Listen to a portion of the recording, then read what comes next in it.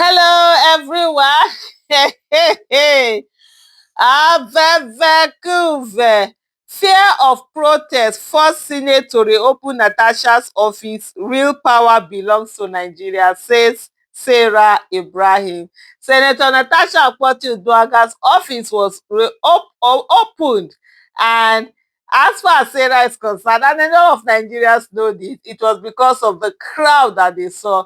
Nigerians coming out to demand, also the people of Kogi State Central, of Kogi Central, coming out to say, why are you saying that our senator cannot resume?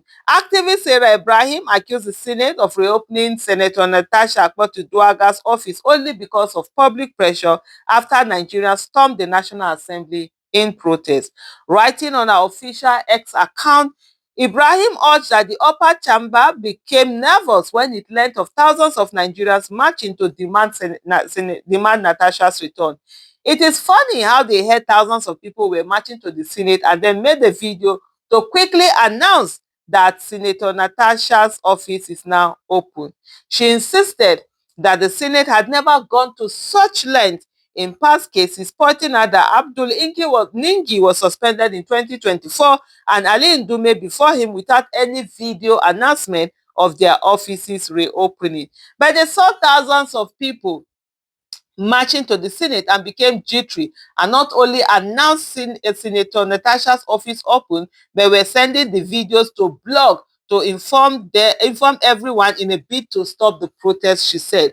Her comments came on the same day Natasha returned to the National Assembly with her supporters, hours after appearing in court over a case involving Senate President Godswill Akpabio and former Kogi Governor Yahaya Bello. Ibrahim urged Nigerians to recognize their power and act decisively against corrupt politicians, stressing that collective force can reclaim the country from Bola Tinubu's ruling class. Nigerians, the power is in your hands.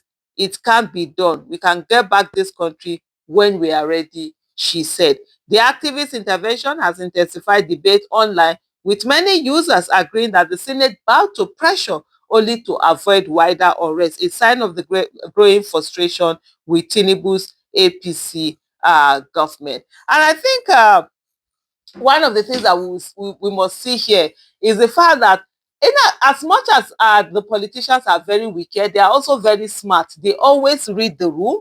And since NSAS, I've mentioned this in my other video, since NSAS, they have really been jittery because NSAS shook them.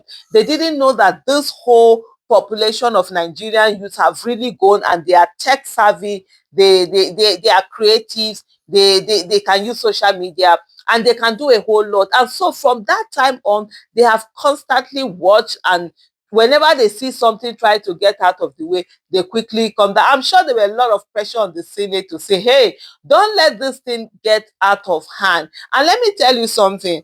When we were going for that, when we were going to the National Assembly yesterday, we're going to stay there until she entered. We're not going to go back home. So let me let you know that. If you didn't know that before, let me let you know that that is the thing. We're going to be at the National Assembly until she's allowed into the office. If she's not allowed into the office, we'll sleep there, we'll wake up, everyone, food, we'll cook our food there, we'll put if I'm hungry, we've got to cook our food there, do our business and everything there. There is no going back home. And I think we also need to look at this issue where people need to also live their different places. One of the biggest mistakes I think somehow we've been making is that when there are protests, we do these protests in the different states. There's no need of doing protests in the different states. I think what is most important would be any other thing that is going on would be let everybody come into Abuja. Every state send your representative. If every state is sending 1,000 people, I tell you by the time we get to this thing, we're going to have quite a number of people in Abuja. We're going to be talking about 360,000 people on the streets of Abuja. There is no how that, that they will not be listened to. And every police that will come out there, we see that the people are way more than the police. And they will see that and they will respect themselves and behave themselves. And whatever demands the people are making, those demands will be heard. With Nepal, that has happened not too long ago, it has also created that fear in the minds of the people of, hey, do you even know what is it that can happen? And are you willing to take risk with what it is that can happen? And so I think everybody is really getting to mind his business and do the needful, especially the politicians. They are very, very much, afraid. They're very jittery. They're very afraid, even though they don't show it, which is normal. In the art of war, you don't show that you are afraid of something. You always do as if the thing doesn't matter, even when it is eating you up. And I think this is one of the things also that has really gone down on this whole issue. So we'll continue to follow the case of Senator Natasha Akpoti-Uduaghan. Please, please, please, Nigerians, it's not Uhuru yet. There is still 7th. The Senate was supposed to have opened yesterday. They're supposed to have started their session. National Assembly has reopened. But of course, theirs was even postponed to the 7th. And so right now, you don't know what is going to happen now on the 7th. And there's also this article that they had written, this particular Guardian, where it said that I think it was on the Guardian, according to sources that they've got when they talk about the unsealing of her office, it said the decision to unseal Senator Natasha's office was arrived at during yesterday's leadership meeting of the Senate, where a motion will be moved and barring any changes. The minority leader of the Senate, Senator Abba Moro, PDP, Benue South, will move the motion for her to apologize, then seconded, and it will be taken. I don't know what nonsense motion they are moving for her to apologize, and I don't know who she's apologizing to. All of these things are no things that are going to happen. She has done her 6 months. So are they going to say she should apologize? She doesn't apologize, then they will now suspend her again, start a fresh suspension, or say suspended indefinitely.